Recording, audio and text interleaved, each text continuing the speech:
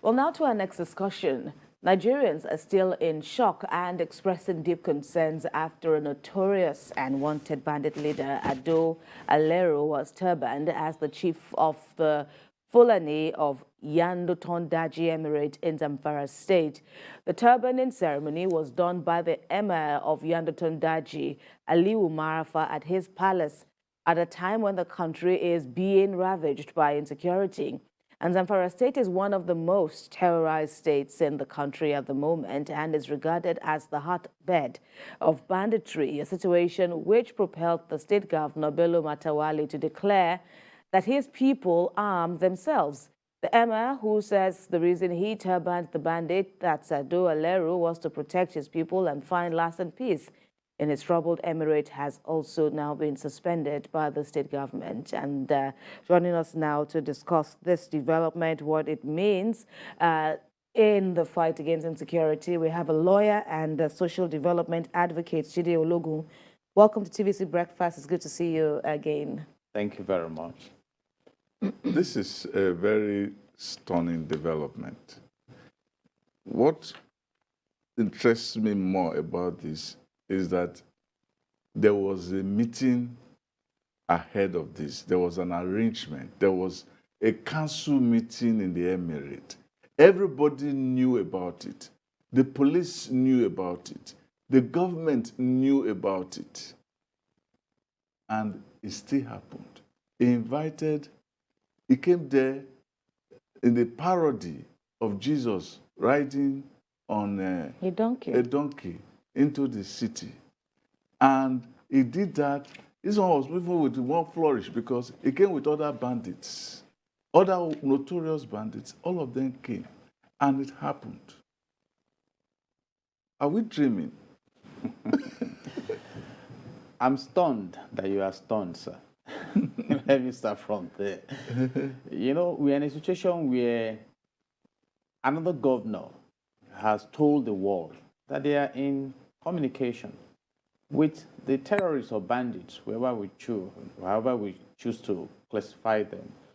And then we are just having one of the glaring shows of the bravery that these terrorists have really taken on in Nigeria, and the picture of the attitude of the government perhaps in dealing with the terrible insecurity we have in the country. Well, let me go to content analysis. I recall that around 2018 or so, a committee was set up on the state of insecurity in Zamfara state, headed by a retired, a former Inspector General of Police, Abubakar Muhammad.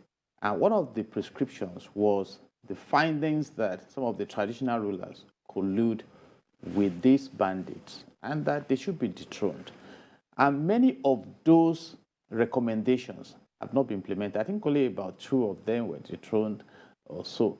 In fact, recently, you will recall that the governor gave about 260 exotic vehicles to traditional leaders, attaching it to support their efforts in fighting insecurity. So when you put all this together, you just want to find out that do these leaders see the situation as insecurity, or is an agenda being pushed? And if you dig further into the narrative of what just happened, it will really amaze you, as if while denying involvement, we are pushing an agenda that may not be healthy at the end of the day. Because when you talk, even the governor now coming out to say the emir is suspended. What is suspension? What is suspension is different from dethroning.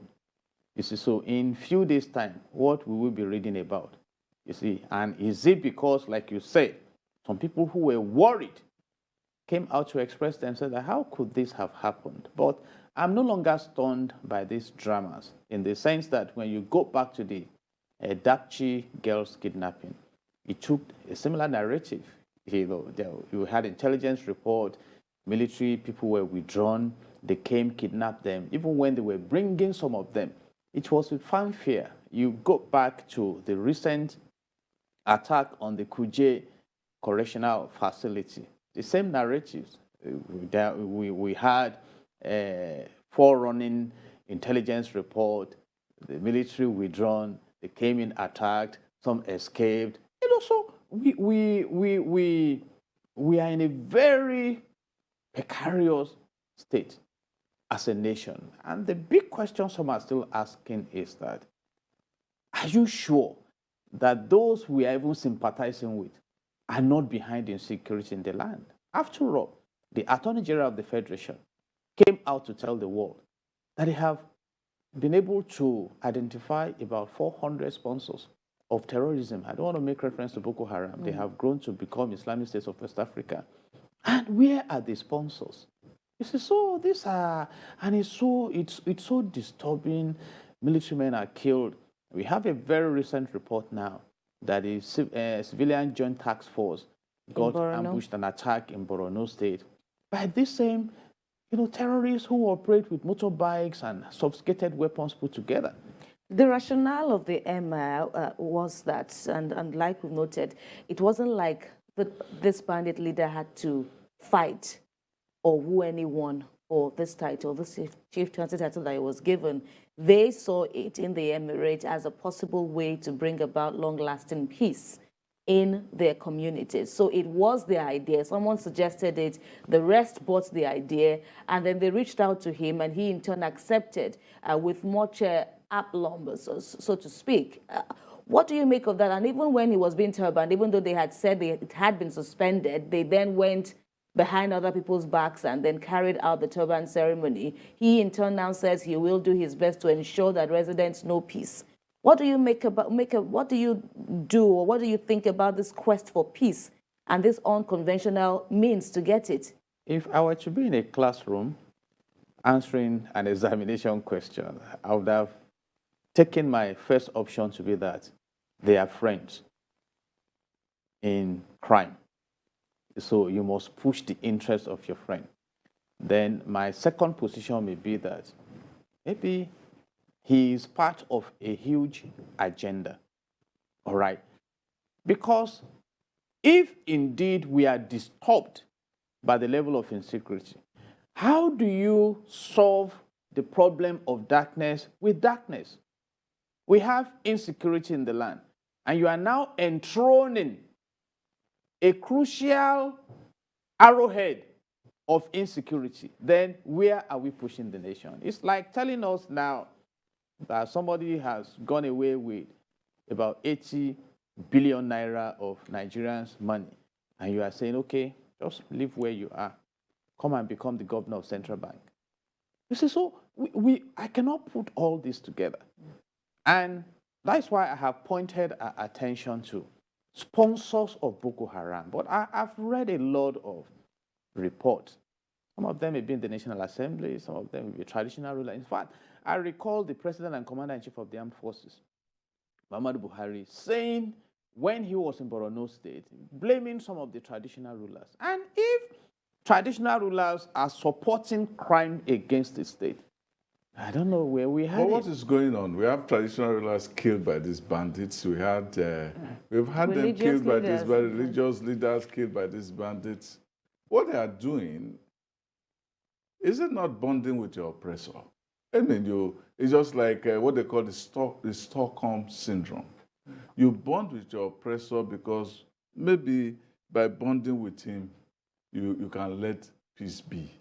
But then you have the contrast between bonding with your oppressor and the governor issuing about a month ago an order, or not an order, perhaps a suggestion that everybody should bear arms.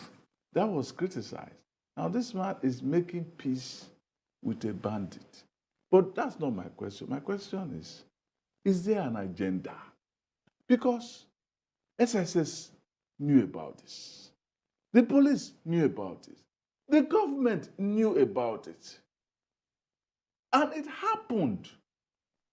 What is the suspension going to do?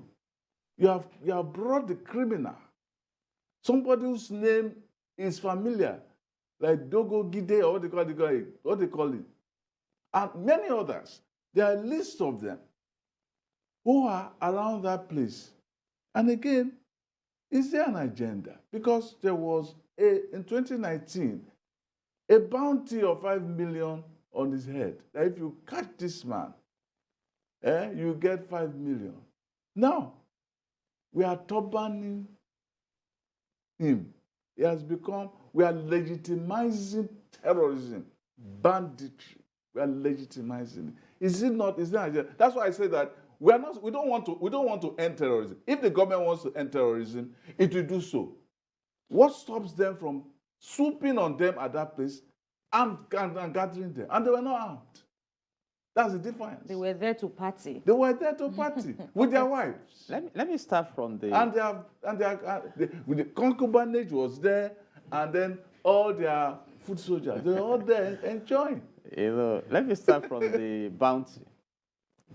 In the report of the committee set up, the so-called bandits mobilized about 3 billion naira as ransom from those they have abducted. So 5 million naira bounty is no big deal.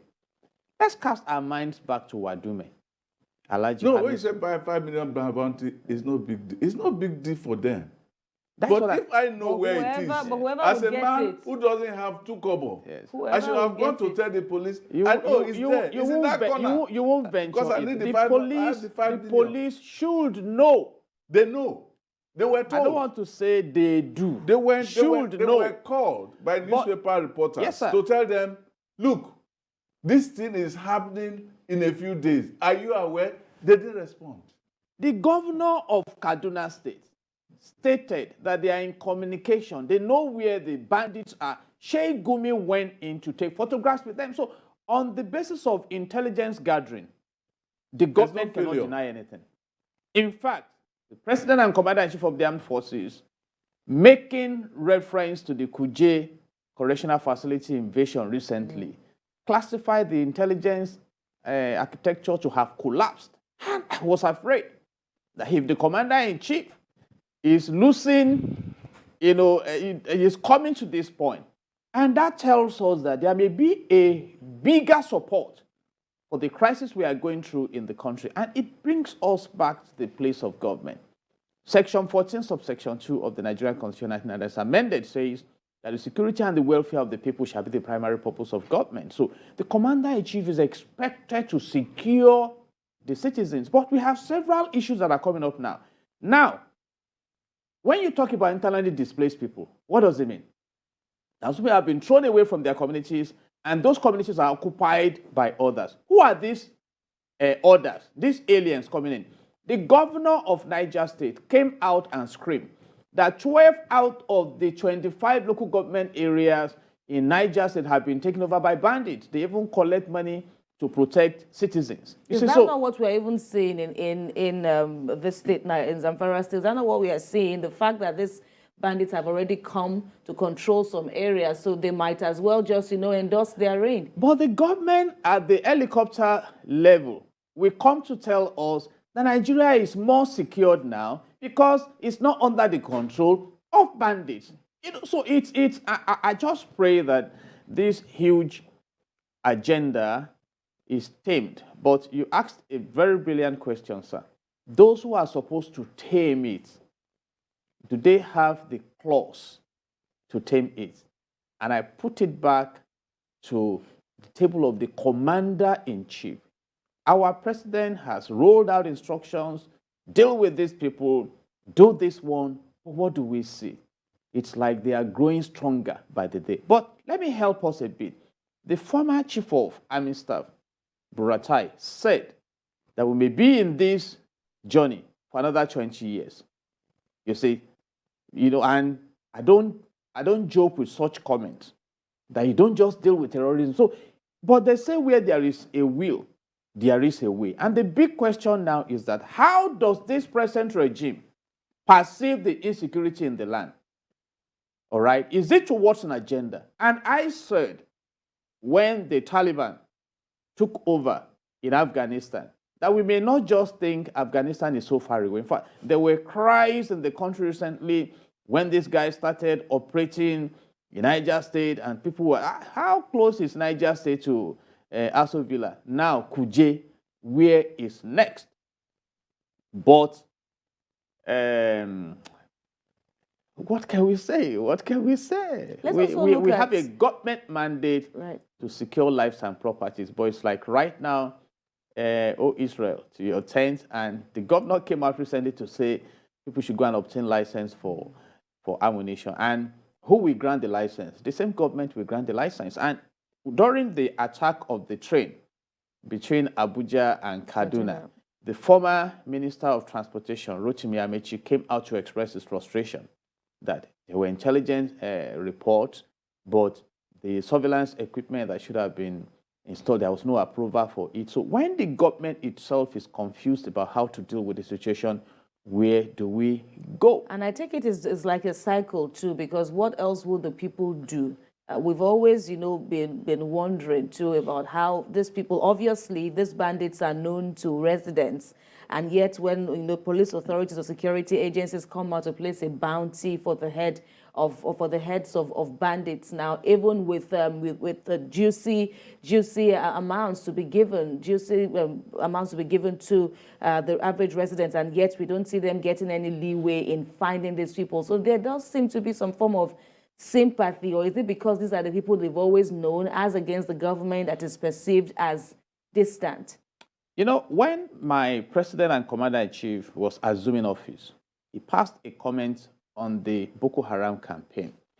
He said the Boko Haram has been technically defeated. That was a very serious statement. And he was right. There are levels in terrorism. What the Boko Haram has achieved, even though they've become Islamic civil, is to persuade some communities that you are not enjoying government presence. Your government cannot protect you. So let's give you that protection. And that is why some farmers were slaughtered in Borno State. In fact, some said they didn't come to them for approval to go to your farms. And the big question you now ask is, who is in control? I am worried that in a country that has invested serious money in buying Tucano jets, buying different kinds of equipment, that bandits will invade your international airport on motorbikes.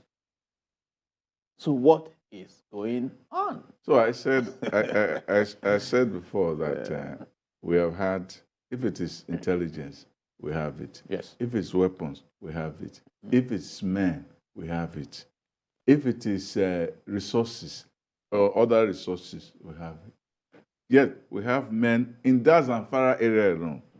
Ali Zakwai, Bello Truji, Damboko, Sanata, Isuhu Yelo, Damina, and Mali Shamua. These are names. These are names of bandits known. They know in that area. They know all of them. They can't arrest one. Even their sponsors are in jail. So what do you mean? Are we now saying that this is an agenda and that the government they are working with the bandits and that it's just a wink and a nod? Okay, let's isolate this particular case. What happened? Someone has been turbaned as Serikin Fulani. And that means the chief of the Fulanis in Zamfara State. In that local government. Right. Yeah. Exactly. Can we now go into content analysis again? Could Chief Olusegun Obasanjo have been right when he came out as a security expert, at least a former military head of state, executive president of Nigeria? Now there's a Fulanization agenda of Nigeria and Islamization of West Africa. And can we now extend it to the interest of the Sahel region in Nigeria? Because a national security advisor made reference to it that the big problem we have is, the players in that region. So our problem may be beyond the local considerations we are giving to it. In fact, I recall that in year 2019, at least 2 governors came from the Niger Republic to campaign for my president to emerge as the president. So this issue is bigger than we are seeing. So we may just be seeing a pocket of manifestations towards that, because I'm disturbed as you are that with all we have over, I think, about 40 security agencies in the country. And if we have all these and we are still where we are, then there should be a force that is probably not allowing the capacity to be deployed. Because even those who attacked the train from Abuja to Kaduna and killed people, kidnapped, how many of them have been arrested? They have been making billions. And then we are having them coming out. They are making billions out of it. And then we are having them release their hostages bits by bits after, a very substantial amount of money has been paid. And the money they are mobilizing is also to equip themselves for this campaign. It's to give them more impetus. Exactly. In fact, ECOWAS reported on the amounts these terrorists have mobilized. And Nigeria kicked against. Why we have kicked against so much truth? This is even what is on record. Being revealed to us. This is even monies on record. And that now takes me to the National Assembly. We have 109 senators, 360 House of Reps members, in an ideal situation for the country. And Section 4 of the Nigerian Constitution 1990 as amended says that National Assembly shall make laws for the peace, order, and good governance of Nigeria. So if they are there and we are where we are, I am disturbed. But my message has not changed. No, we still have the laws. It's not a question of laws. We have the laws, but by extension, they have power to also deal with the executive if those laws are not being implemented. That's why we have the checks and balances. And I was going to say, sir, that one day you will leave Abuja, the National Assembly. You may not be able to go back to your constituency. You'll be in this country. If you run out of Nigeria, your relations are here. So if we have challenges that constitutionally you can help us to combat now, then you come back to have peace. We've seen... Because it's like right now we've come to the point where a governor could rise up and say, my people, go and arm yourselves. Then, are we now going to be a gun society? Right. They've come with all kinds of strategies. The latest was from Matawale, who says, everybody can bear arms. There was the one they said they wanted to cut off all networks. Then they shut down markets. Then Masari said, okay, if these people are so angry, let us give them shops and houses and create a welfare state for them. I'm collecting millions. And you want me to come and sit down and start selling kose for five naira? Even the army, even the army too also brought out its own kinetic measures now to help their war on the terrorists. Yeah, and in we've terrorism, seen how it has all worked. You deal with terrorism with the combat and non-combat approaches. And the former president of Nigeria, Musa Yar'Adua, started that with the amnesty. And there was a report, though the Zamfara state government denied it, that Hillock's vans were given to the repentant bandit, who later converted them to attack the people because, like you said, they make more money from this banditry. They have mobilized billions. What are you going to give them? What kind of amnesty are you going to give them? Exactly. Because a highly positioned governor was telling us that these people, they are probably more equipped. In fact, I was reading a report where it was disclosed that over 80% of the ammunition available to the terrorists were seized from the military. They have grenade launchers. And this grenade launcher is within the prohibited class of firearms in Nigeria. Only the president can give you license, approval to use a prohibited firearms. And these guys use it. So if they don't have approval for it, and they are daring the commander-in-chief of the armed forces, there is something wrong somewhere. But in all of this, and then there are arguments for and against state police. Where do you stand in this, vast lawlessness that we see all over the northern region? And of course, we are even seeing pockets of it, coming down south. Where are we headed if indeed we bring in or we give more dialogue for the evolution of state police? What state police will do is to decentralize the command system. Right now, we have the Inspector General of Police that gives directives. The commissioner of police in your state will not take directive from the governor, even though you say that the governor is the #1 security officer in the land. It is the Inspector General of Police that commands. So what people are asking for, some are asking for, is that, okay, let's now have state police so that the commissioner of police is answerable to the governor and can deal with the local security challenges. But that has not prevented the setting up of the Amotekun and some other. You have the HBA system in Kano State. So states can still come up with laws that they can use to secure their environments. For example, I heard this morning that the use of Okada has been banned also in Kano State. You identify the elements that will aid them. They say in crime that you can hardly find a crime that does not leave footprints. It's like you ask somebody, some people came for this Turbaned. They could have been arrested. Officials. After all, EFCC is going to where the primaries took place to arrest vote buyers. So why can't we deploy, except there is an instruction somewhere that you don't move? Leave them to operate freely. And if that is the case, history will record it. Because my deep prayer for Nigeria is that this cannot be the destination for this country. We are just passing through. All right. And we hope that when we have state police, when we have state police, they don't take over the state police themselves. Indeed. Well, that's the fear. But people will be able to, somewhere along the line, we come to what we call the breaking point. Right. And I think we are gradually moving there. And please, may I also say that we should take note of what is going on in Sri Lanka. The government should note it critically. All right. When people are frustrated to a point, they begin to perceive the state as an enemy. And what may result from that may not be friendly. In Sri Lanka happened in our backyard. Gentlemen, enters and of course... NSAS did not get to that. The one that happened I've forgotten the West African country where they went into the palace too and went into the swimming pool. Right. All right, gentlemen, we'll save this for another day. So many implications of the level of insecurity in Nigeria. Social development advocate and lawyer, Jide Ologun, thank you for your contributions. Thank you. God bless Nigeria.